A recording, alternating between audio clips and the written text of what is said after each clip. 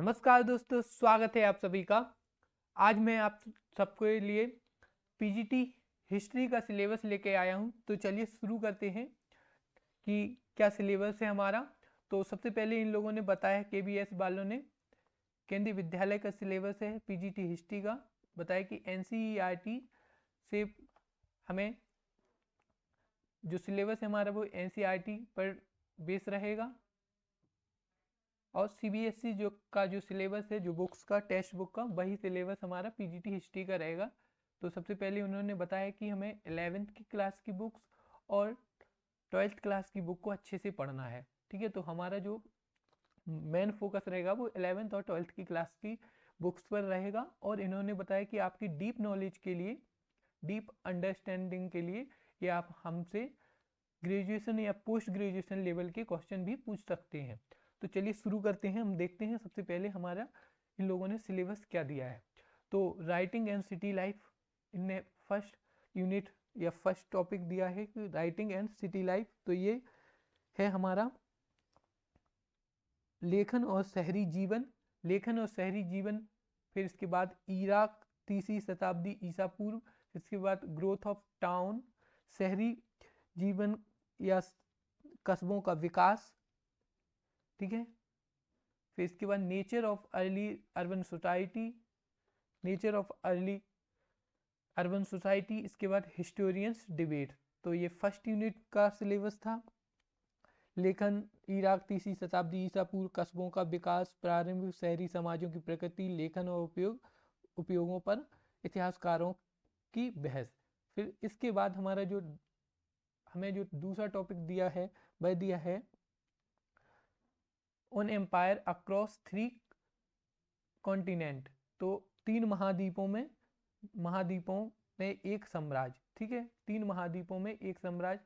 इसके बाद Roman empire जो 27 बीसीई से, पता है, 27 बीसीई से 600 बीसीई। इसमें हमें देखना है राजनीतिक विकास, इसके बाद इकोनॉमिक विस्तार या आर्थिक विस्तार। फिर इसके बाद धर्म संस्कृति, नींव या फाउंडेशन। फिर इसके बाद हमें पुरातनता या एंटिक्विटी के बारे में देखने हैं।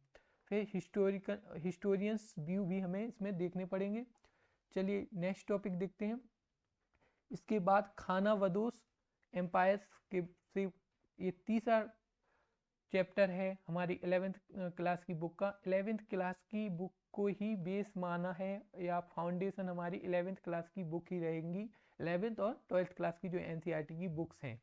ठीक है, तो खाना बदोश वाले चैप्टर में हमें मंगोल्स पढ़ने, जो 18th सेंचुरी से 14th सेंचुरी के बीच में। फिर इनका नेचर पढ़ना है हमें। ठीक है, द नेचर ऑफ नोमाडियस, खाना बदोश जो समुदाय रहते हैं उनकी प्रकृति देखेंगे हम उनकी। फिर फॉर्मेशन ऑफ एम्पायर, साम्राज्यों का निर्माण या साम्राज्यों का गठन। फिर उसके बाद हमें विजयनगर और अन्य राज्यों के साथ संबंध।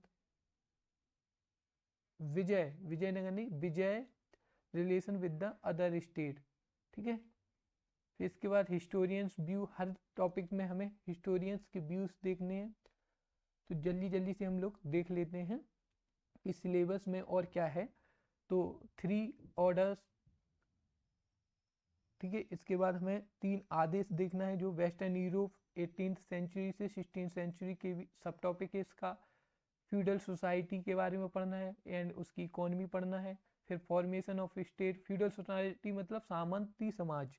ठीक है, सामंती समाज और अर्थव्यवस्था, राज्य का गठन, चर्च और साम्राज्य। फिर historian view on feudal decline, सामंतवाद का डिक्लाइन कैसे हुआ है, इस पर हमें फ्यूडल डिबेट या इतिहासकारों की डिबेट पढ़ना है। फिर इसके बाद बदलती संस्कृति और ट्रेडिशन, जो यूरोप में 14th से 17th सेंचुरी में जो बदलाव या संस्कृति बदल रही थी उसके बारे में हमें देखना है। साहित्य और कला में नए विचारों और नए रुझान। ठीक है, न्यू आइडियाज देखने हैं। फिर इसके बाद relationship with the earliest ideas. इसके बाद the contribution of the western Asia का क्या कंट्रीब्यूशन रहा है या क्या योगदान रहा है वो देखेंगे। ये सभी चैप्टर वाइज चैप्टर इन लोगों ने हमें सिलेबस में दिया है। Historian point of view her chapter का देखना है कि हिस्टोरियंस क्या अपनी बात रखते थे इन टॉपिक्स पर, वो सब देखना है हमें। इसके बाद डिस्प्लेसिंग इंडिजीनियस पीपल्स, ये भी 11th क्लास की बुक में ये चैप्टर है। तो हमें 11th की क्लास जो है उसको बेस बना के ही चलना है। और आप लोगों को बता दूं, इसके बाद मैं टॉपिक वाइज या सिलेबस के अकॉर्डिंग ही वीडियोस लाऊंगा। सबसे पहले हम लोग 11th क्लास की बुक को ख़त्म करेंगे। तो स्वदेशी लोगों के विस्थापन करना, उत्तरी अमेरिका, नॉर्थ अमेरिका और ऑस्ट्रेलिया में 18वीं से 20वीं सेंचुरी। इसके बाद टॉपिक है यूरोपियन या टॉपिक है उत्तरी अमेरिका और ऑस्ट्रेलिया में यूरोपियन उपनिवेशवादी या उपनिवेशवाद। Formation of white settler society, ठीक है, स्थानीय लोगों का विस्थापन और दमन, displacing of suppression of local people, historian point of view इसमें भी देखना है। इसके बाद हम लोग अगला टॉपिक देखेंगे आधुनिकीकरण के रास्ते, पाथ ऑफ मॉडर्नाइजेशन, ठीक है, आधुनिकीकरण के रास्ते में देखें, ये टॉपिक है। फिर जो इसमें सब टॉपिक है east Asia, late 19th century to 20th century. इसके बाद जो जापान में सैन्यकरण और आर्थिक विकास हुआ है उसके बारे में। तो जापान और चाइना से हमसे क्वेश्चन पूछे जाएंगे केबीएस में। चीन और साम्यवादी विकल्प, अल्टरनेटिव। फिर उसके बाद आधुनिकीकरण के रास्ते पर इतिहासकारों की बहस। तो आपको पैटर्न समझ में आ रहा होगा कि हर टॉपिक से जो इम्पोर्टेंट चीज़ें हैं उनको लिया है और उसमें इतिहासकारों के पॉइंट ऑफ व्यू बहुत ही महत्वपूर्ण है। तो आपसे ऐसे क्वेश्चन देखने को मिल सकते हैं। अब हम लोग 12th क्लास की जो एनसीईआरटी की बुक है उसको देखेंगे, क्योंकि हमारा ये टॉपिक है ब्रिक्स या ईंट, मनके और हड्डियाँ। जो टॉपिक है ये 12th क्लास की एनसीईआरटी की फर्स्ट बुक है, उससे लिया गया है। तो हमें एनसीईआरटी की बुक पढ़ना पड़ेगा जिसमें हड़प्पा सभ्यता और फिर इसके बाद व्यापक जो शहरीकरण हुआ है अर्ली अर्बन सेंटर का, इसका ब्रॉड ओवरव्यू लेना है।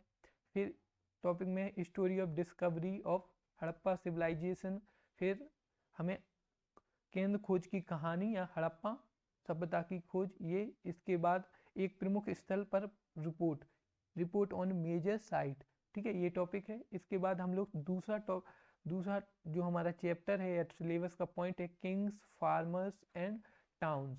तो इसमें early state of and economies देखनी है उनकी, जो 600 BCE से 600 CE तक की हमें देखना है। इसमें राजा, किसान और नगर। फिर उसके बाद हम लोग मौर्य काल से गुप्त काल तक का राजनीतिक और आर्थिक इतिहास देखेंगे, ब्रॉड ओवरव्यू, ठीक है।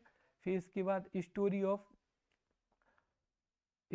डिस्कवरी, इंस्क्रिप्शन, जो अशोक के खोज की कहानी, शिलालेख और लिपि की व्याख्या, जो पुरालेख मिले हैं उन सब के बारे में देखेंगे, उनको समझेंगे, उनकी कहानी को। और फिर हम उन लोगों को अशोक इंस्क्रिप्शन या गुप्ता पीरियड में जो ग्रांट दिए गए थे उनके बारे में हमसे क्वेश्चन पूछे जा सकते हैं, ठीक है। तो ये सिलेबस पूरा एनसीईआरटी पर बेस है। इसको अगर हम लोग एनसीईआरटी कवर कर लेते हैं पूरी तरीके से तो हमारा पूरा सिलेबस कवर हो सकता है, कहीं भागने की या कोई अदर बुक्स पढ़ने की ज़रूरत नहीं है। किंगशिप, कास्ट एंड क्लास, ये टॉपिक है हमारी 12th क्लास की बुक में, जो रिश्तेदारी, जाति और वर्ग, प्रारंभिक समाज 600 ईसा पूर्व से 600 ईस्वी या 6 BCE टू 6 BCE, ठीक है।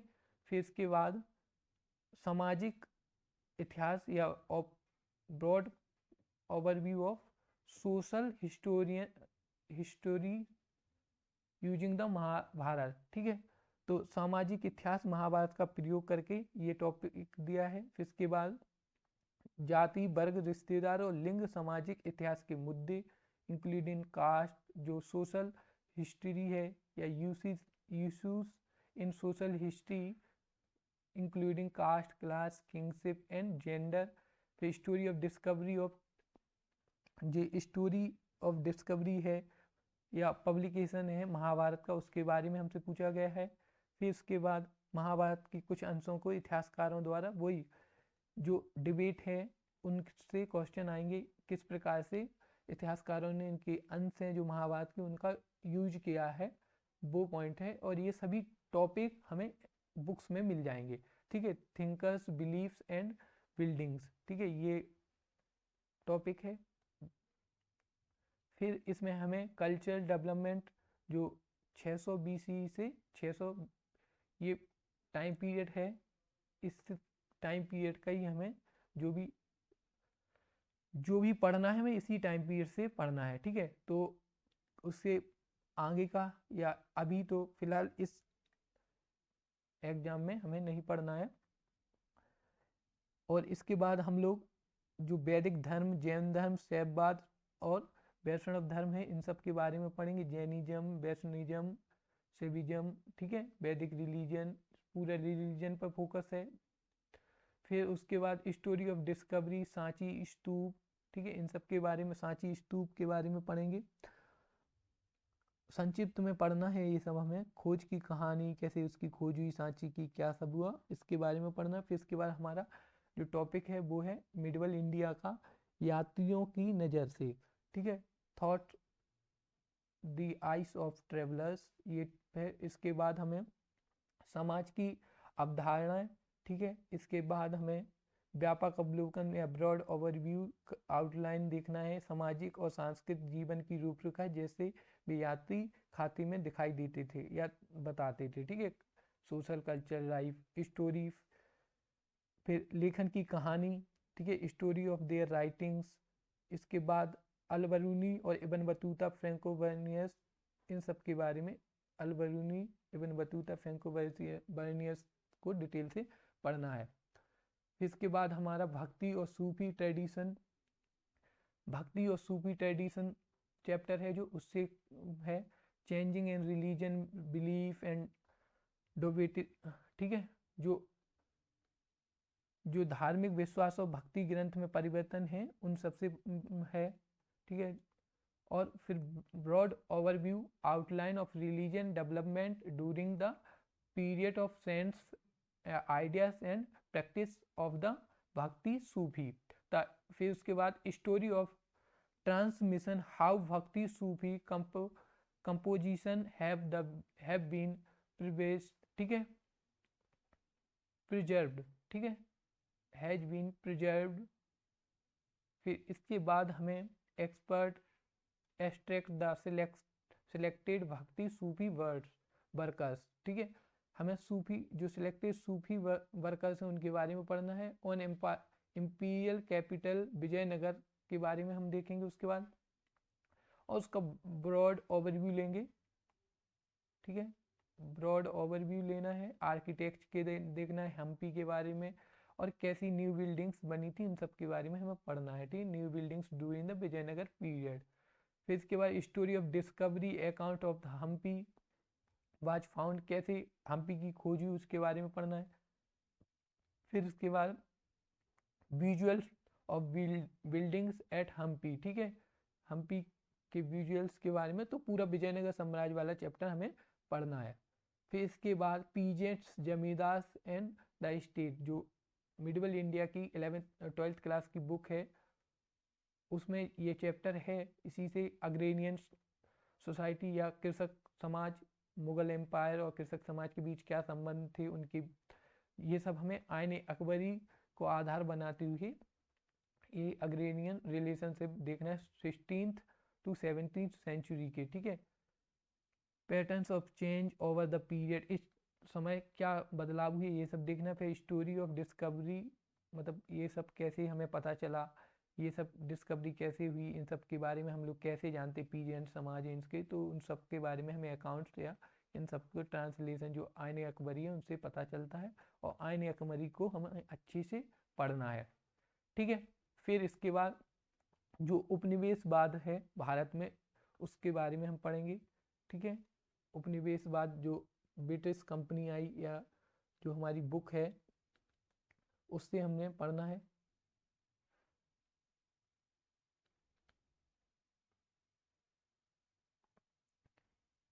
ठीक है। ब्रॉड ओवरव्यू इसका, उपनिवेशवाद का, रूरल सोसाइटी, ग्रामीण समाज, evidence from the official report, ठीक है। Life of zamindar, peasant and artisans, late 18th century के बारे में बताया गया। फिर परमानेंट सेटलमेंट जो भू राजस्व व्यवस्था थी, ठीक है, उसके बारे में अच्छे से पढ़ना है। संथाल्स और पहाड़ियास थे, उनके बारे में हमें इसमें पढ़ना है।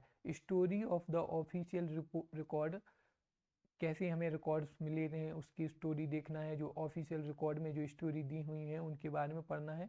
जैसे investigation of rural society were undertaken and the type of the records, ठीक है। और जो हम बेस बनाएंगे ये 5th रिपोर्ट में जो स्टोरी है उनको मानेंगे, इसी से हमें पढ़ना है। तो हम मॉडर्न इंडिया की जो 12th क्लास की बुक है उसको पूरा कवर करना है हमें, ठीक है। फिर द राज ऑफ, ठीक है, स्टेट राज 18, फिर 1857 में जो क्रांति हुई थी उसके बारे में हमें पढ़ना है और जो हमारा चैप्टर है, ठीक है। फिर vision of unity, how these events were recorded, कैसे इनको रिकॉर्ड किया गया था, नरेटेड एंड फोकस, लखनऊ पे फोकस करना है हमें, लखनऊ के रीजन पर, पिक्चर्स ऑफ 1857 की। फिर कंटेम्प्रेरी जो अकाउंट्स हैं उनसे कैसे इन सबको निकाला गया है ये सब हमें देखना है, या क्या सब उन सब है कि कंटेम्प्रेरी अकाउंट्स में बात बताई गई है, क्या वर्णन मिला है। फिर इसके बाद महात्मा गांधी के एरा से क्वेश्चन आने की संभावना है या आते ही हैं। Gandhi and the nationalist movement, जो गांधी और राष्ट्रीय मूवमेंट था गांधी के समय के उससे। फिर जैसे सिविल डिसोबीडेंस, ठीक है, and beyond broad overview, the nationalist movement 1918 से 48 तक जो चले हैं। फिर nature of Gandhi ji and politics and leadership, क्या नेचर था, क्या प्रकृति थी गांधी की पॉलिटिक्स का और उनकी लीडरशिप का। फोकस हमें Mahatma Gandhi and these movements and his last days, ठीक है, इन सब पे करना है। और report on from English and Indian language में जो न्यूज़पेपर्स और कंटेम्प्रेरी राइटिंग्स थी उनसे हमें इन सब के बारे में पढ़ना है जो हमारी बुक्स में दिया गया है, ठीक है। सभी कुछ बुक्स में मिल जाएगा। फ्रेमिंग द कॉन्स्टिट्यूशन जो लास्ट या सेकंड लास्ट चैप्टर है उसमें हमें कॉन्स्टिट्यूशन के बारे में बताया है, तो हमें ये सब पढ़ना है। जिसमें beginning of new era, broad overview, कैसे हमारा नए नए काल का विकास, नए काल का विकास होता है या नया काल शुरू होता है। The making of constitution, constitution कैसे बना था उसका overview.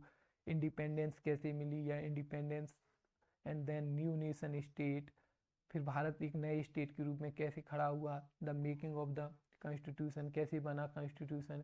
Focus on the constitution, assembly की जो डिबेट है उन पर फोकस करना है, किसने क्या बोला है, किस बात पर कितनी डिबेट हुई है, ये सब हमारी बुक्स में दिया है। रिपोर्ट फ्रॉम द डिबेट से ये सब हमें मिल जाएगा। तो आपको इतना समझ में आ गया होगा कि जो हमारा टॉपिक है या जो हमारा सिलेबस है वो पूरा NCERT पर बेस है, ठीक है। बेस हमारा NCERT है और वो भी 11th और 12th की जो NCERT है उसको हमें पूरा कवर करना है। 11th में हमें वर्ल्ड हिस्ट्री और 12th की जो एंशिएंट, मिडिवल और मॉडर्न की जो भी बुक है उसको पूरा एक एक चैप्टर पढ़ना है, जिससे हमारा पूरा सिलेबस कंप्लीट हो जाएगा। अगर आपको मेरे साथ जुड़ना है तो मैं इसके बाद कंटिन्यू एक एक वीडियो हर चैप्टर की डालूंगा, जिससे आपका सिलेबस कंप्लीट हो जाएगा। और मैं प्रैक्टिस जो प्रीवियस ईयर क्वेश्चन आए हुए हैं इन एग्जाम्स में, KB, नवोदय विद्यालय, इन सब से जो क्वेश्चन आए हुए हैं उनकी प्रैक्टिस यहाँ पे करवाऊंगा। तो आप लोग बने रहिए मेरे साथ, ठीक है। Thank you.